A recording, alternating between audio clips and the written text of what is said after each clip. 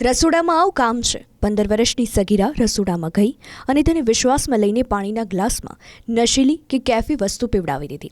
પછી સગીરા બેભાન થઈ ગઈ અને એક હવસખોર રૂમમાં લઈ ગયો અને રેપ કર્યો। હુબહુ આશ્રમ વેબ સિરીઝ જેવી ઘટના ડાંગ જિલ્લામાં આવેલા આશ્રમમાં બની છે, જ્યાં એક મહિલાની મદદથી સગીરાને કેફી પીણું પીવડાવ્યું અને પછી એક પુરુષ રૂમમાં લઈ ગયો અને દુષ્કર્મ આચર્યો। આશ્રમના રસોડામાં કામ કરતી સોનલે સગીરાની રસોડામાં બોલાવી હતી અને તેને ભોળવી દીધી। બાદમાં આશ્રમ શાળાના મહિલા પ્રમુખ જાગૃતિ નાયકનો હવસખોર પતિ આવ્યો અને સગીરાને બળજબરીપૂર્વક પીંખી નાખી। બાળકી જ્યારે ભાનમાં આવી એટલે તેના મમ્મીએ વાત કરી। આ વાત સાંભળતા જ પગ નીચેથી જમીન ખસી ગઈ અને તાત્કાલિક પોલીસ સ્ટેશનનો સંપર્ક કર્યો।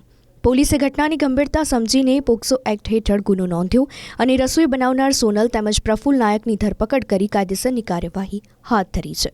કડકથી કડક સજા જો આરોપીને મળે આવી કાર્યવાહી કરવામાં આવશે અને કોઈ પણ નાની દીકરી સાથે આ કોઈ બનાવ બને તો એ બહુ ગંભીર બાબત છે અને એમાં બહુ સિરિયસલી તપાસ કરવામાં આવશે અને બીજા કોઈ સાથે પણ આ બનાવ બન્યો છે કે નહીં, કેમ કે ડાંગ સ્વરાજ આશ્રમમાં બીજી પણ વધારે દીકરીઓ ભણે છે, એની પણ તપાસ કરવામાં આવશે।